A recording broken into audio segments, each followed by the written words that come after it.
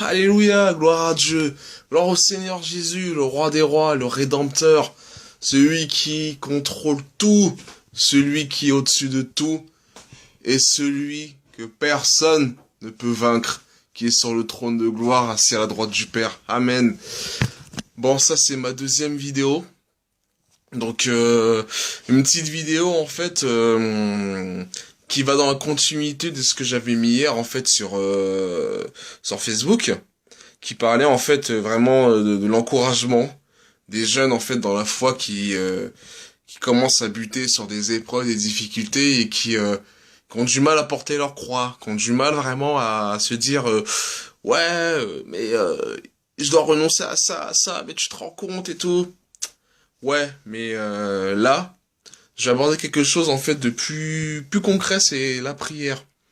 Dans cette vidéo, je vais pas t'apprendre à prier, ça s'apprend pas. Ça c'est le Saint-Esprit qui met sur notre cœur des paroles, des soupirs inexprimables, des choses en fait qui vont monter vers le trône de gloire.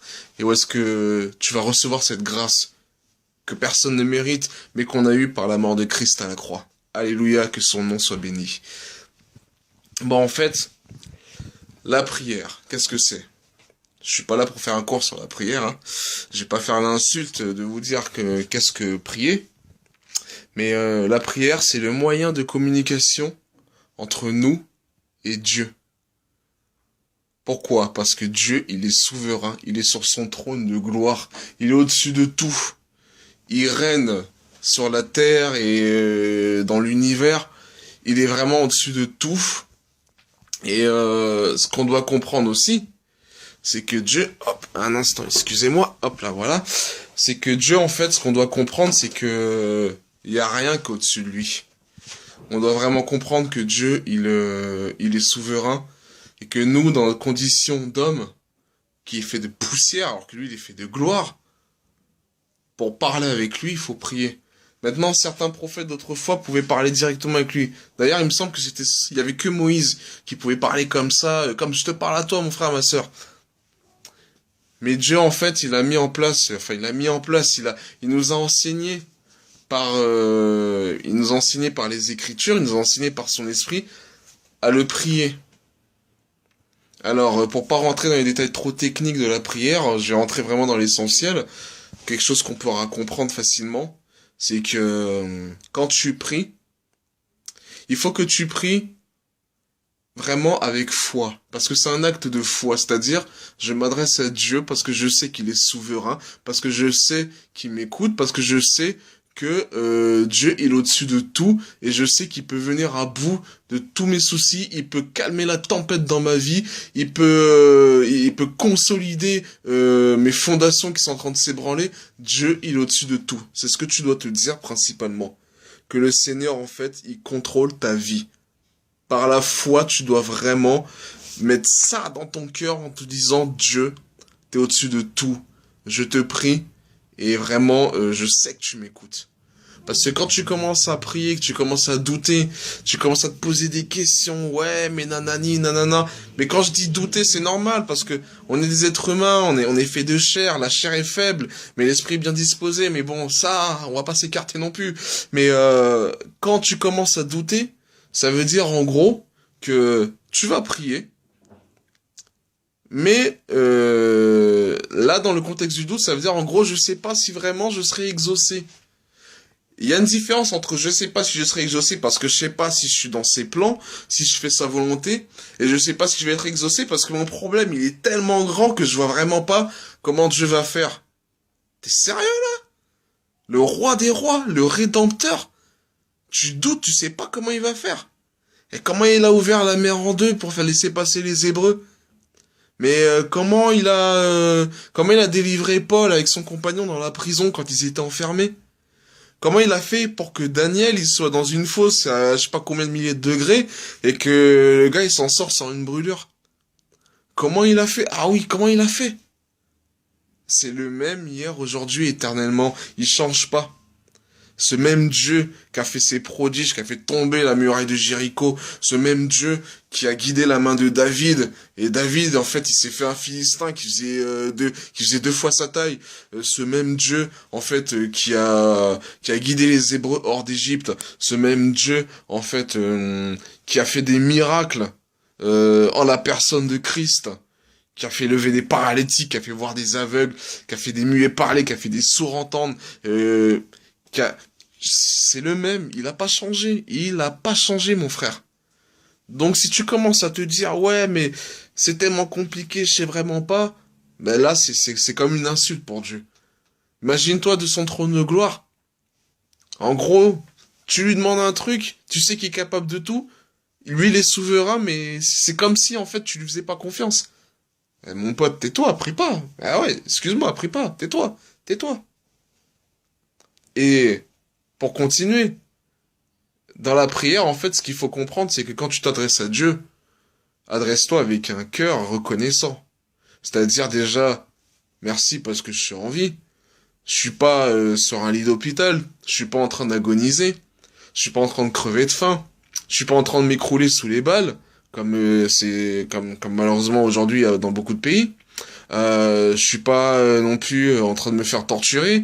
J'ai la possibilité de te prier sans devoir me cacher parce que je vais me faire attraper par des extrémistes qui vont massacrer les chrétiens. Enfin, déjà t'as pas tout ça.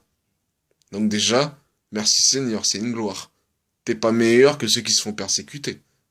Mais c'est une gloire. Donc c'est une grâce, pardon. C'est une grâce. Donc maintenant, avec un cœur reconnaissant. Deuxièmement, avec un cœur déchargé de toutes sortes de sentiments qui sont contraires à ceux de l'esprit. Si tu pries dans ton cœur, tu sais que tu t'es embrouillé avec un tel. Tu viens devant Dieu, ah Seigneur, j'ai besoin de ça, Seigneur, nanani, nanana. Arrête. Parce que tu viens devant lui, alors qu'il y a 1 heure, t'étais en train de limite d'insulter un pote, te prendre la tête, et t'es limite en train de te clasher avec... Non, arrête. C'est pas la peine. Jésus lui-même l'a dit, va d'abord te réconcilier avec ton frère, et après tu reviens me voir. Il l'a dit lui-même. Maintenant, c'est sûr, c'est pas évident de se réconcilier avec les gens. Mais c'est ça, marcher par l'esprit, frère.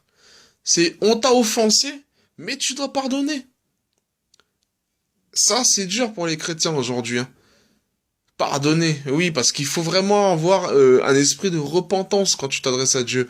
Si tu sais que t'as péché, si le Saint-Esprit te met dans ton cœur, ah tu te rappelles tes jours, regarde t'as pris la tête à un tel, tu t'es clashé avec un tel, ouais il y a un tel et tout qui t'a fait ci, qui t'a fait ça, nanana, et regarde comment tu l'as parlé, ouais tu te rappelles et tout, t'as fait ci, à partir du moment où le Saint-Esprit met ça sur ton cœur, je peux t'assurer que ça veut dire que Dieu il t'aime.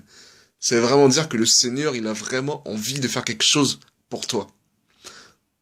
Et dès que tu as ça en ton cœur, là, oui, tu demandes pardon. Tu sais, tu es converti, tu suis le Seigneur depuis un moment, tu connais le Seigneur, tu sais qu'il n'y a pas de faute qui pardonne pas. Tu sais que il n'y a pas de péché qui est trop grand pour lui. Tu le sais. Donc, tu dis au Seigneur, voilà, j'ai parlé comme ça à tel frère, je me suis énervé là, j'ai fait ça. Seigneur, je te demande pardon. Seigneur, pardonne-moi. Seigneur, donne-moi un cœur vraiment de pardon. Donne-moi vraiment un esprit vraiment de pardon pour que je puisse pardonner à un tel qui m'a fait ça. Seigneur Dieu, pardonne-moi, etc., etc. Donc, Seigneur, vraiment, je suis vraiment désolé pour ce que j'ai dit sur tel frère. Je te demande pardon, Père éternel. Je t'en supplie, etc. Et à partir du moment où tu commences à décharger ton cœur de tout ça, là, tu vois, Dieu commence à prendre plaisir à ta prière. Il commence vraiment à dire, ah, là, c'est mieux. Là, tu commences à lui confesser tes fautes, tu commences à lui confesser ceci, cela, tu commences vraiment à montrer vraiment au Seigneur que tu veux vraiment être pur devant lui, te présenter propre devant lui, parce que, je veux dire, quand tu vas à un entretien d'embauche, tu vas pas habiller comme je suis, hein, maillot de l'équipe de France, avec les tongs, Homer Simpson, je veux dire, enfin voilà quoi. Quand tu vas à un entretien d'embauche, tu te rases, tu te mets classe, tu te coiffes et tout, pour que justement devant l'employeur, tu puisses déjà montrer une image de quelqu'un en fait qui prend soin de lui. Avec Dieu, c'est un peu pareil. Sauf que là, c'est pas un entretien d'embauche. Là, c'est l'entretien avec le Père. C'est l'entretien avec le roi des rois, avec ton Dieu, avec ton créateur. Donc, quand tu dois te faire classe, c'est ton cœur qui doit être classe. Pour le taf, tu vas être classe, tu vas être bien habillé, tu vas avoir la tchatch, tu vas avoir le poste. Tant mieux, gloire à Dieu. Devant le Seigneur, c'est ton cœur qui doit être classe. Parce qu'après, là, c'est pas pour un poste là tu pries. Là, tu pries en fait justement pour approfondir ta relation avec lui. Tu pries vraiment pour être vraiment, pour marcher dans la sanctification, pour vraiment porter les fruits de la repentance. Et quand tu auras déchargé ton cœur et ton cœur il sera classe, bah je peux t'assurer que tu vois, Dieu c'est pas comme un employeur. L'employeur il va te donner le poste et ça s'arrêtera là. Avec Dieu, ce qui est bien, c'est que ça peut aller au-delà. C'est que il va t'écouter, mais derrière il va te donner des trucs aussi en plus, tu vois. Il va pourvoir à tes besoins et même au-delà. Franchement, c'est pas un Dieu merveilleux ça? Il y a pas d'autre Dieu que lui. Il y a que lui vraiment qui est parfait, qui est voilà quoi. Il y a pas de mots pour décrire vraiment la souveraineté de notre Créateur. Et ce que tu dois comprendre aussi, c'est que le Seigneur, il t'aime, quelle que soit ta condition, quel que soit ce que t'as fait. Si, je suis désolé, je vais être cru. Si par exemple, tu viens d'insulter un gars dans la rue, si par exemple, je sais pas, je vais peut-être en choquer plus d'un, mais si par exemple t'es chrétien, t'es alcoolique, tu viens de t'enfiler une bouteille, tu viens de je sais pas moi, tu viens de tu viens de regarder un film pornographique, tu viens de te masturber, un truc comme ça, mais viens à lui tel que tu es et présente-lui tes fautes. Et le Seigneur, il est bon et il va te laver. Il n'y a pas de faute trop grande pour lui. Comme je te disais, il va te laver. Il va vraiment décharger ton cœur de toutes ces choses parce que tu lui as demandé sincèrement de tout ton cœur. Dieu regarde au cœur. Dieu regarde pas la manière dont tu vas prier, frère. Il va pas regarder la manière dont tu vas tourner tes phrases, etc. Parce que c'est facile, hein, de prier, ouais, genre, tu vas utiliser des phrases de ouf, tu vas faire des constructions de phrases avec des versets tirés de la Bible, nanani, nanana. Je sais de quoi je parle, parce que moi je faisais ça avant aussi, pour faire le mec, genre, je sais prier. Tu vois, je construisais mes phrases, style, vas-y, t'inquiète, je gère, je sais prier et tout, tu vois. Mais après, le Saint-Esprit m'a fait comprendre, mais Dieu, il a pas besoin de ça. Viens tel que tu es et parle-lui de tout ton cœur. Qu'est-ce qu'on s'en fiche de la manière dont tes phrases sont tournées? On s'en fiche. Maintenant, si tu sais prier avec des belles phrases, c'est bien. Mais c'est pas ça qui fait que tu seras exaucé, c'est ce que je veux te dire. Et je reviens pour te dire aussi que quand je te disais tout à l'heure en fait que il fallait vraiment faire d'abord dans la prière un acte de reconnaissance, ça veut dire en fait ne prie pas seulement Dieu parce que tu sais qu'il est tout puissant, qu'il a tout pouvoir et qu'il peut exaucer, que par sa toute puissance il peut modifier le temps, les circonstances pour toi, etc. Ne fais pas cette prière pour ça. Oui, Dieu, il est capable de ça. Oui, Dieu, en fait, il a tout pouvoir. Oui, le Seigneur, il peut te sortir des galères que personne pourra te sortir. Ouais. Mais ce que je veux te dire, en fait, c'est que quand tu pries Dieu, prie pour qui il est et pas pour ce qu'il peut t'apporter. Prie parce que il est le roi des rois. Dis-moi vraiment quel roi tout puissant qui a tout pouvoir serait capable de descendre de son trône de gloire, d'aller naître dans une étape où est-ce que ça devait puer la mort ou tout ce que tu veux, d'aller faire du bien autour de lui, d'aller guérir des malades, d'annoncer la bonté, la grandeur de Dieu, pour qu'au final on dise eh, vas-y t'es un agitateur, t'es venu ici pour semer ton chaos, t'es venu ici pour je sais pas pourquoi t'es venu ici, allez mettez-moi ça sur la croix, tu vois. Dis-moi quel Dieu est capable de ça, quel roi pourrait faire ça? Jésus. Jésus-Christ, frère. Dieu fait chair, la parole fait chair. Et quand tu pries, mets-toi toujours ça dans le crâne.